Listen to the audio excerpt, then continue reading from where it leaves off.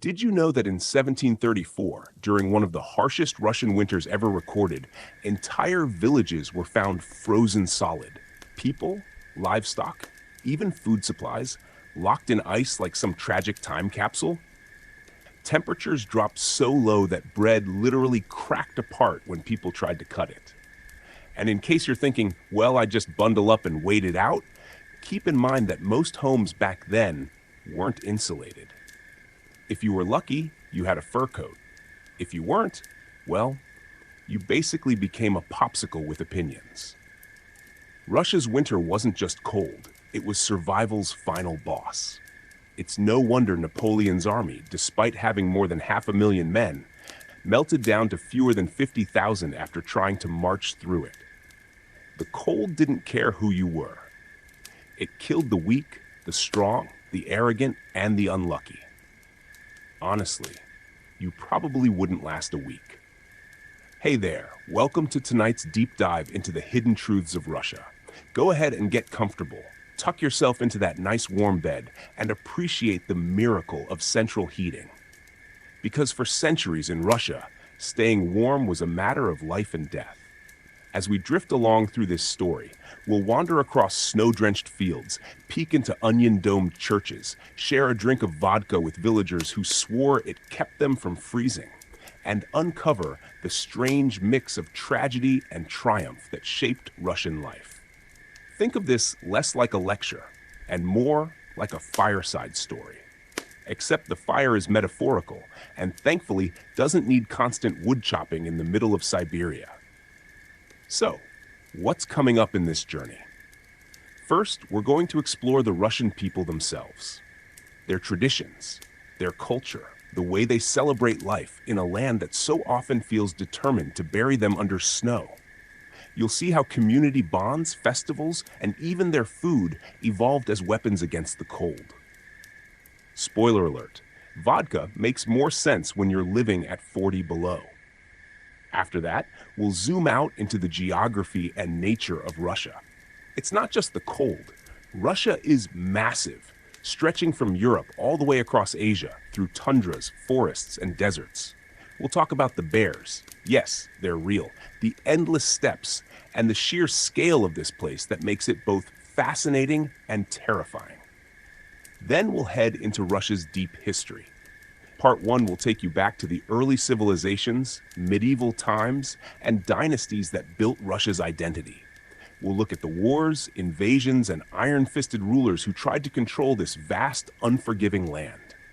In Part 2, we'll dive into the modern era, czars, revolutions, the Soviet Union, and all the upheavals of the last few hundred years that still echo through today's society. Finally, we'll arrive in present-day Russia. What's it like now? How does a country with such a brutal climate, dramatic history, and complicated politics stand on the global stage today? We'll talk about the government, the economy, the challenges people face, and what the future might hold. By the end of it, you'll understand why Russia is one of the most resilient nations on Earth, forged in snowstorms and shaped by a climate that doesn't forgive mistakes.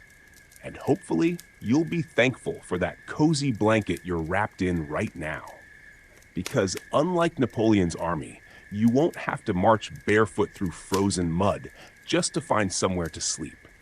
So settle in, let your mind wander, and let's begin this journey into Russia, the land where winters are deadlier than wars, and where surviving just 1 week could make you feel like a legend.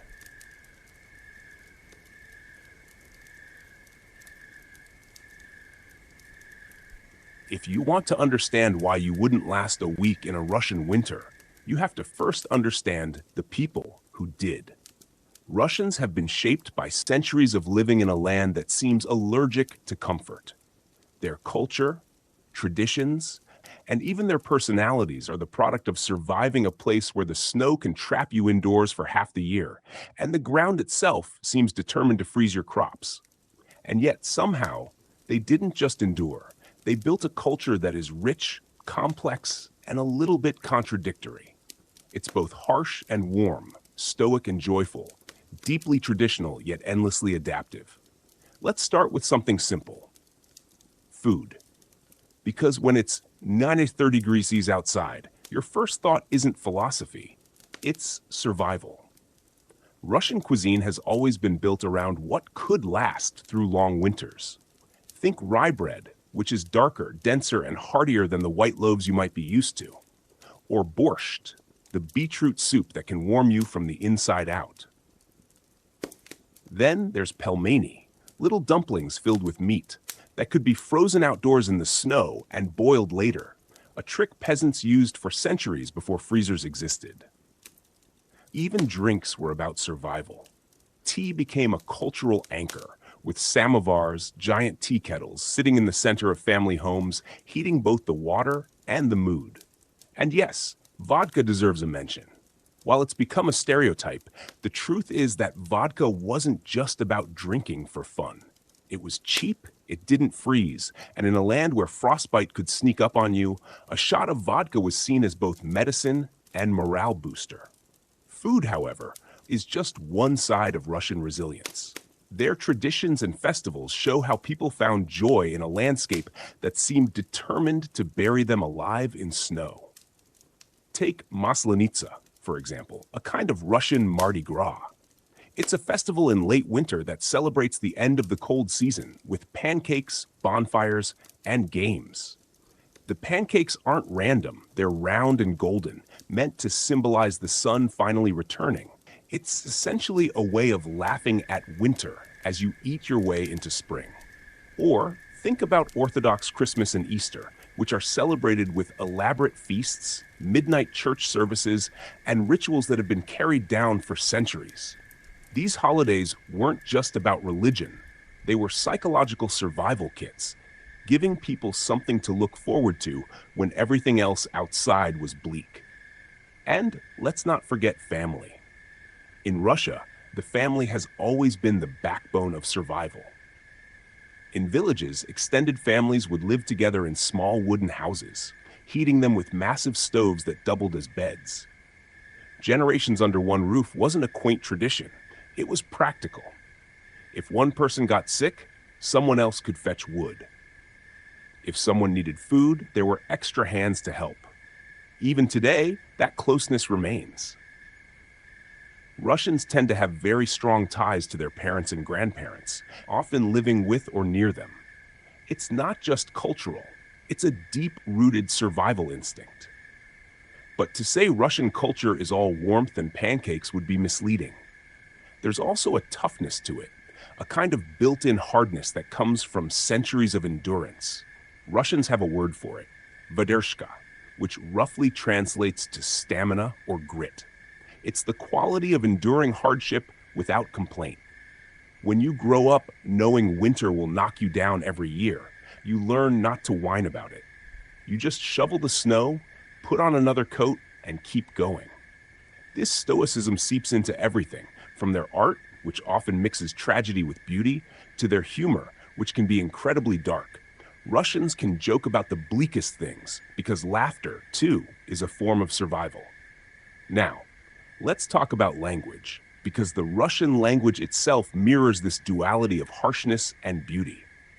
Russian is a Slavic language, and it's notoriously complex. It has cases, declensions, and enough grammatical rules to make your head spin. But it also has words that don't exist in English. Take Tosca, for instance.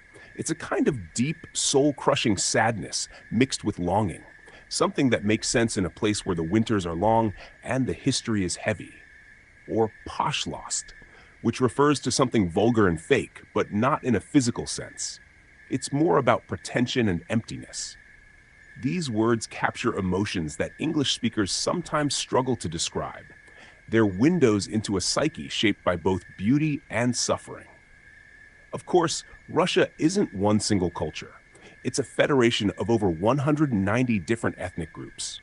While ethnic Russians make up the majority, you'll also find Tatars, Bashkirs, Chechens, and dozens of smaller groups spread across this enormous country. Each has its own traditions, religions, and customs. In the north, you have the Nenets, nomadic reindeer herders who've adapted to life on the frozen tundra. In the Caucasus, you'll find vibrant mountain communities with traditions of dance, hospitality, and fierce independence. In Tatarstan, Islam shapes daily life and festivals just as much as Orthodox Christianity does in Moscow. Russia's culture isn't a monolith. It's a patchwork quilt stitched together by geography and history. And the differences between city and countryside are stark. In Moscow or St. Petersburg, life feels more European, fast-paced, cosmopolitan, with modern cafes and art galleries. But in rural Siberia, life can still resemble something out of the 19th century. People chop wood, fetch water from wells, and rely on neighbors to survive storms. That contrast, the glittering modern city versus the frozen, forgotten village, is one of Russia's defining features. It's a country that exists in multiple centuries at once. Religion, too, has played a huge role in shaping the culture. The Russian Orthodox Church, with its golden domes and incense-filled services, has been both a source of unity and control. Even under Soviet rule, when religion was heavily suppressed, people quietly kept their traditions alive. Today, Orthodoxy is resurgent, with millions attending Easter services and pilgrimages. At the same time, Islam thrives in the south, Buddhism holds roots in Siberia, and atheism remains widespread after decades of official secularism. The result is a complex spiritual landscape where faith and skepticism coexist. And then there's art, because if you can't beat the winter, you might as well write poetry about it.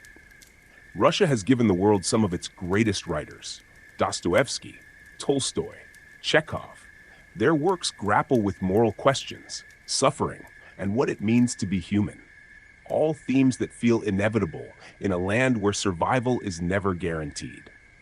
The same goes for music. From the sweeping compositions of Tchaikovsky to folk songs sung in villages to pass the time while snow piled up outside. Russian culture is steeped in a kind of melancholy beauty, a recognition that life is hard, but also deeply meaningful. So when you think about why you wouldn't last a week in a Russian winter, don't just picture the cold. Picture the people who did. Picture families huddled together around a stove, neighbors sharing what little they had, festivals brightening up the darkness, and a culture that turned suffering into strength. Russia isn't just a place, it's a survival story written across centuries.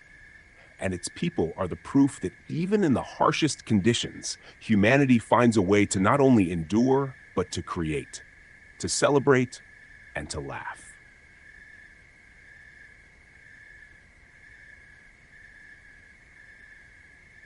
If you want to know why you wouldn't last a week in a Russian winter, you have to start by looking at the sheer size of the place. Russia isn't just big, it's massive.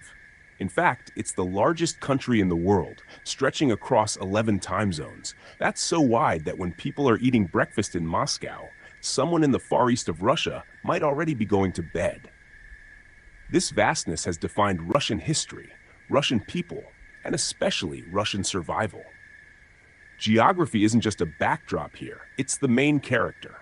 Think about it, over 17 million square kilometers of land. But the catch is that most of it is brutal. A huge portion of Russia sits north of the 50th parallel, meaning the winters are long, dark, and merciless. The southern areas, like the steppes, might be more forgiving, but move north into Siberia, and you're basically living inside a freezer. Siberia alone covers more than half of Russia. That's about 10% of all the land on Earth. Yet only around 30 million people live there. Why? Because for 8 months of the year, it's frozen solid. Temperatures in places like Oymyakon, nicknamed the Pole of Cold, can plunge below minus 60 degrees Celsius, minus 76 degrees. That's colder than your freezer, and people still live there. You wouldn't last 10 minutes outside without frostbite. Russians? They built schools, homes, and entire lives there. This harsh environment created a strange paradox. On one hand, Russia is incredibly rich in natural resources: oil, gas, coal, timber, gold, diamonds. On the other hand, getting to those resources is like trying to dig through concrete while being slapped by a snowstorm. The land is so unforgiving, that building infrastructure often costs lives. Think of the Trans-Siberian Railway. It's one of the greatest engineering feats in history, linking Moscow to Vladivostok with over 9,000 kilometers of track. But behind the steel and steam is a story of endless suffering. Workers froze, starved, and died by the thousands just to connect a country so wide it can barely hold itself together. And that's not even the worst of it. During Stalin's era, the geography of Siberia became a weapon. The gulags, forced labor camps, were placed in some of the most remote, frozen parts of the country. Prisoners were forced to cut timber, mine gold, and build infrastructure in conditions that most of us wouldn't survive a single day in. The land itself was punishment. Imagine digging a trench in -40 degrees Celsius weather while half-starved. That's what millions endured. But let's zoom out from the suffering for a moment and look at the land itself. Because as terrifying as it is, Russia's geography is also breathtakingly beautiful. The taiga, the endless boreal forest that stretches across Siberia, is the largest forest in the world. It makes the Amazon look small. Towering pines, spruces, and birches stretch as far as the eye can see, broken only by rivers like the Lena and the Yenisei that snake their way through the wilderness. Wildlife thrives here. Bears, wolves, lynxes, elk. It's a place where nature is still king, where humans are tiny specks in an ocean of green and snow. Then you've got the steppes of southern Russia. These vast grasslands were the highways of history. Nomadic horsemen like the Mongols thundered across them, shaping Russian history with fire and sword. The steppes were both blessing and curse, fertile enough for agriculture, but so open they left Russia vulnerable to invasion. Geography dictated politics here. Russia has always been a land caught between the frozen north and the wide-open south, forcing its people to defend endless borders. And we can't forget the mountains. To the east, the Ural Mountains act as a rough dividing line between Europe and Asia. They're not the tallest mountains in the world, but they're rich in minerals and historically difficult to cross. To the south, the Caucasus Mountains rise dramatically, home to Mount Elbrus, the highest peak in Europe. These regions are culturally diverse, filled with unique languages and traditions that survived because the mountains shielded them from outside influence. Geography didn't just shape the climate, it shaped the cultures too. Now, tie this back to winter. Russian winters are legendary for a reason. They've literally saved the country. Remember Napoleon? In 1812, he marched his army of 600,000 men into Russia, thinking he could conquer Moscow quickly. But the Russians used their land to their advantage, retreating deeper and deeper, burning villages and crops as they went. By the time Napoleon reached Moscow, winter was setting in. His men starved, froze, and died in droves. Fewer than 100,000 made it back to France. Geography defeated Napoleon as much as Russian soldiers did. Fast forward to World War II, and the same story repeats. Hitler launched Operation Barbarossa in 1941, sending millions of German soldiers into Russia. At first, they made terrifying progress, but then winter came. Temperatures plunged, equipment froze, tanks wouldn't start, and soldiers who thought a German coat would be enough quickly learned otherwise. Meanwhile, Russians had the clothing, the infrastructure, and the sheer stubbornness to endure. The land itself became an ally, grinding down an enemy army that had no idea what real winter meant. That's the thing about Russian geography. It's both a nightmare and a shield. It tortures the people who live there, but it also protects them. Foreign invaders might win battles, but they usually lose to the snow. But geography isn't just about defense. It's also about how Russians see themselves. Living in such extremes creates a particular worldview. The land is so vast, so overwhelming, that individuals can feel small against it. That humility, knowing nature will always win, has seeped into Russian philosophy and literature. You see it in the writings of Tolstoy, where characters grapple with fate and nature as much as they do with other people. You see it in the art, which often depicts endless landscapes, wide skies, and the quiet suffering of rural life. The geography isn't just outside, it's inside the Russian soul. Of course, geography has also created division. Russia's Far East, closer to China and Japan, feels almost like another country compared to Moscow. The climate, the culture, even the food are different. And then there's Siberia, where distances are so vast that some villages are hundreds of kilometers from the nearest hospital or school. The Russian government has always struggled to tie these regions together, pouring resources into roads, railways, and later airplanes just to keep the country stitched as one. Without modern technology, the geography alone might have fractured Russia into a dozen smaller states. Climate change, too, is reshaping this geography. Permafrost, the layer of soil that stays frozen year-round, covers about two-thirds of Russia, but it's starting to thaw. Buildings, pipelines, and roads built on this frozen foundation are cracking and sinking. Ancient viruses trapped in the ice are being released. Entire ecosystems are shifting. For a country whose history has been defined by surviving the cold, warming is creating a new kind of crisis.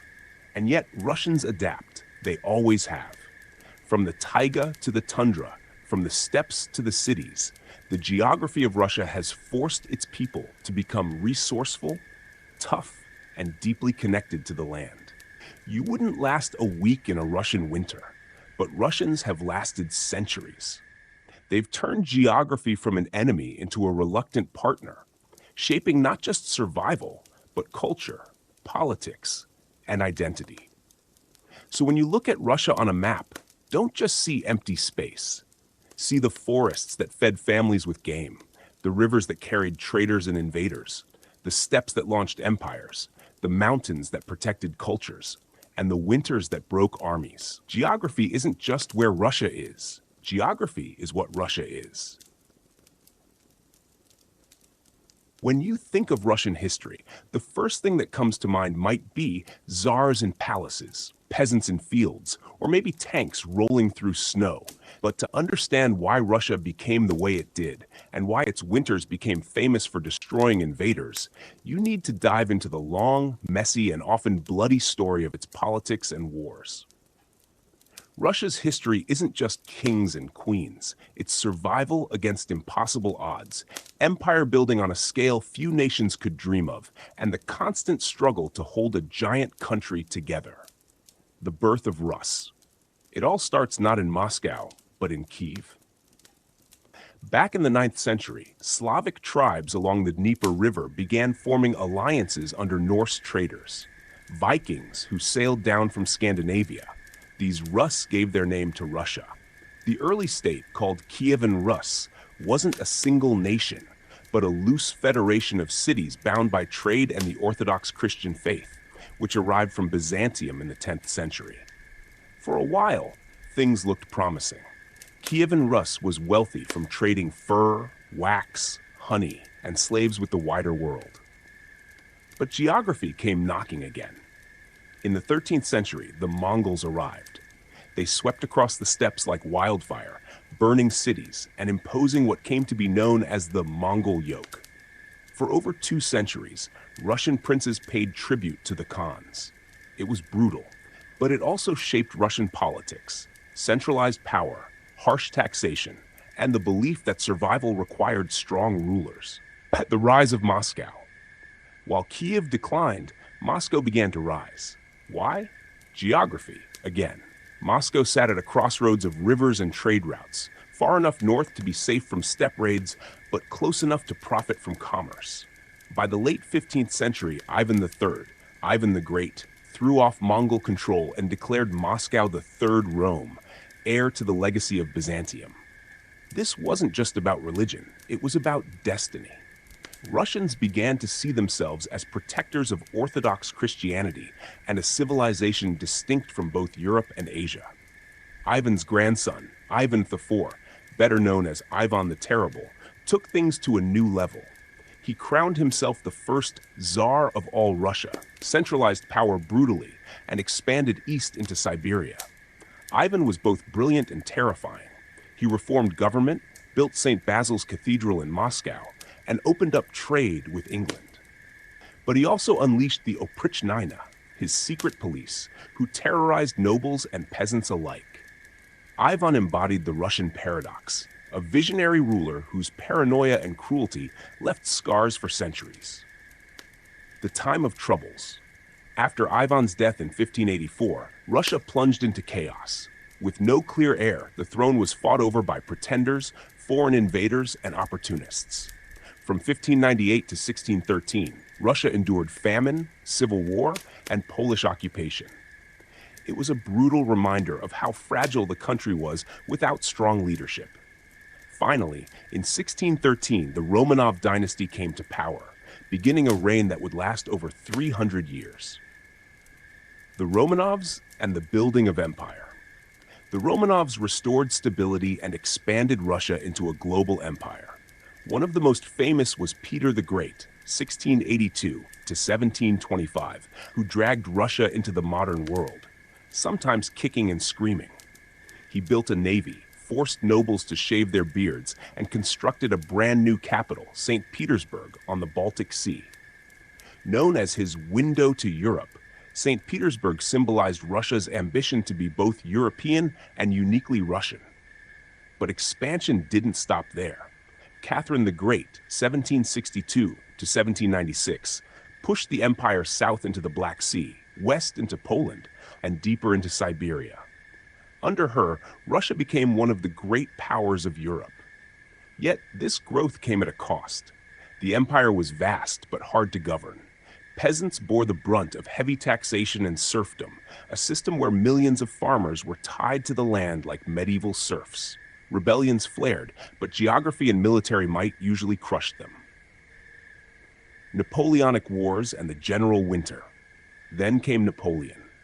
In 1812, the French emperor invaded Russia with the largest army Europe had ever seen. At first, the Russians retreated, burning their own villages and fields in a scorched earth strategy. Napoleon marched into Moscow expecting surrender, but the city burned around him. Then, winter arrived. The French army, unprepared for Russia's cold, starved and froze on their long retreat. Out of 600,000 men, fewer than 100,000 made it home. This moment became legendary. General Winter had saved Russia.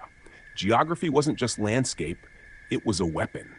From then on, Russia's leaders leaned into the idea that their country was unconquerable, not because of technology, but because the land itself fought alongside them.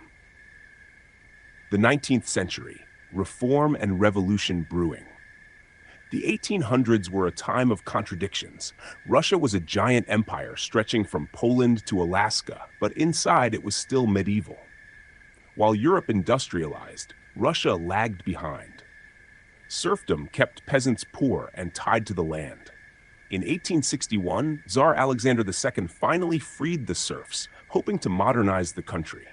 But freedom wasn't simple. Peasants still owed debts and lacked land.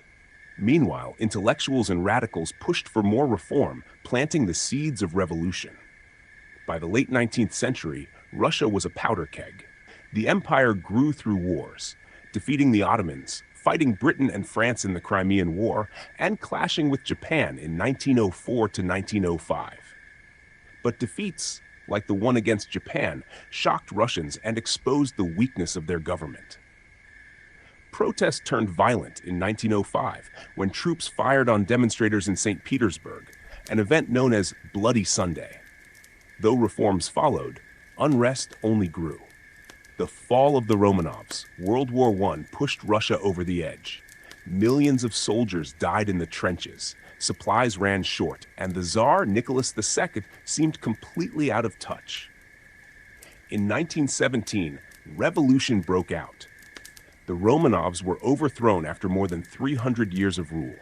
The Bolsheviks, led by Vladimir Lenin, seized power and pulled Russia out of the war.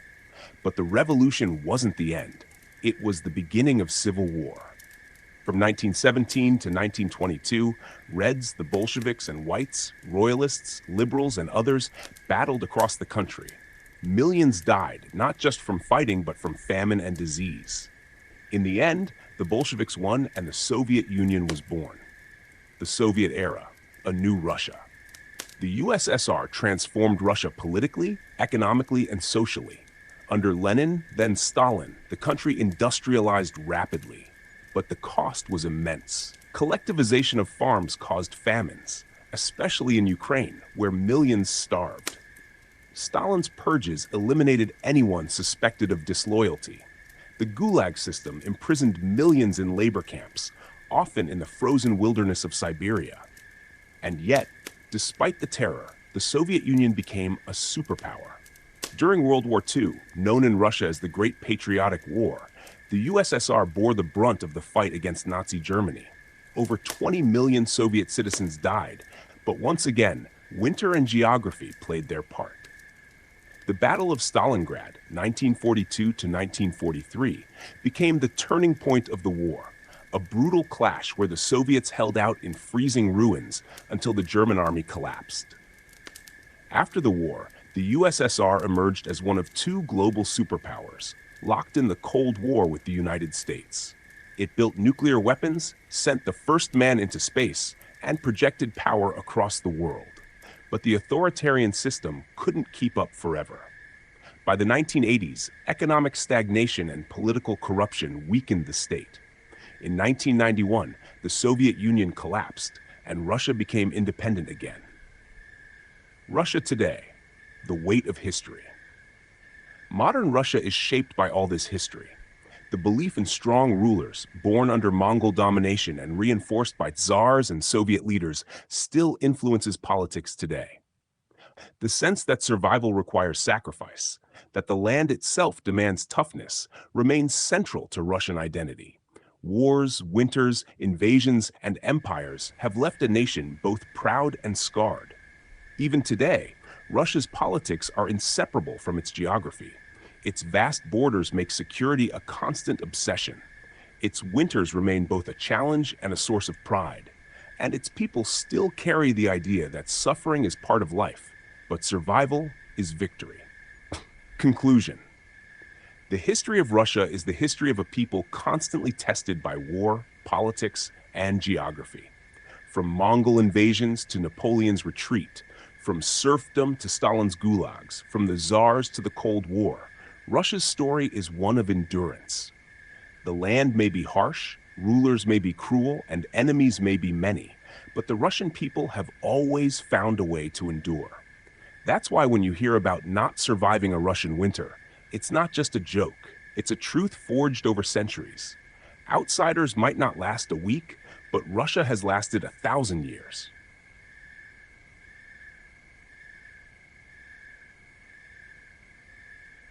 Today, when you look at Russia, it's impossible to separate the country from its history. Every empire, every invasion, every czar, and every revolution still lingers in the background, shaping how Russians see themselves and how the world sees them. Russia today is massive, powerful, complicated, and often contradictory. It stretches across 11 time zones, touches the Arctic, the Pacific, and Europe, and contains dozens of ethnic groups and languages.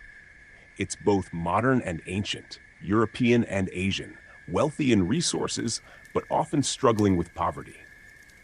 To understand Russia today, you need to remember that everything it is now comes from the centuries of survival and sacrifice that built it. For many Russians, there is pride in this endurance. The fact that their ancestors withstood Mongol invasions, crushed Napoleon, and held the line at Stalingrad isn't just history, it's identity. Russia doesn't think of itself as just another country. It thinks of itself as a civilization, one that has earned its place on the global stage through blood and resilience. And that worldview influences everything, from its politics to its culture. In politics, Russia is still marked by the idea that strength at the top is necessary for survival. For centuries, whether under czars, commissars, or presidents, there has been the same belief. Without a strong ruler, the country risks falling apart. That fear isn't imaginary. Russia's vast geography and diverse peoples have always made it difficult to govern. Even today, Central authority in Moscow remains the glue holding the Federation together. This is why many Russians are willing to tolerate or even embrace powerful, centralized leadership. To outsiders, it may look authoritarian, but to many inside Russia, it looks like stability. Economically, Russia's fortunes are tied to its land. The country is blessed with some of the richest natural resources on Earth: oil, gas, timber, and minerals that the world depends on. Pipelines carry energy into Europe, ships export grain across oceans, and the Arctic is opening new routes and opportunities. But this reliance on resources is also a vulnerability. When global prices drop or sanctions bite, the economy feels the strain. And yet, much like throughout its history, Russia adapts. Its leaders talk about self-reliance, about not needing the West, and that narrative resonates deeply because it matches the centuries-old story of survival against outsiders. Culturally, Russia is still a place of extremes. In its cities, you'll find skyscrapers, luxury malls, high-speed internet, and a creative class making art, film, and technology that competes with the best in the world. In its countryside, you'll still see villages where life hasn't changed much in decades, where winters are long and hard and traditions run deep. This contrast between modernity and tradition, between glittering wealth and stark poverty, is part of what makes Russia feel timeless, like a bridge between past and present. Globally, Russia holds a unique position. It isn't the superpower it was at the height of the Soviet Union, but it remains one of the few countries whose decisions ripple across the entire world. Its military power, its nuclear arsenal, and its energy resources give it influence far beyond its borders. Whether it's in diplomacy, conflict, or trade, Russia cannot be ignored. And that's exactly how many Russians want it. They see their country as too big, too important, and too historic to be sidelined. But Russia today isn't just about power and politics. It's also about ordinary people living their lives, shaped by that long history, but also looking toward the future. Families in Moscow worry about education and jobs. Farmers in Siberia worry about the weather. Artists and writers still wrestle with the same themes Dostoevsky and Tolstoy once explored: suffering, morality, endurance. And everywhere, there's the constant presence of the land, the cold winters, the endless forests, the rivers and plains that seem to stretch forever. That geography, the same one that defeated Napoleon and Hitler, is still central to what it means to be Russian. When people say, "You wouldn't last a week in a Russian winter," they're not just joking about the cold. They're talking about a way of life that has been forged in struggle. For outsiders, the hardships of Russian history seem unbearable. For Russians, they are proof of resilience. Every sacrifice, every famine, every battle is remembered not just as suffering, but as survival.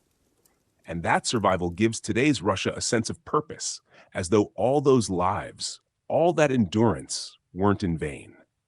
In the global world, Russia is sometimes cast as a rival, sometimes as a partner, often as a mystery. But for itself, Russia is the product of everything that came before: the Mongol yoke, the Romanovs, the revolution, the Soviet experiment, the collapse of the USSR.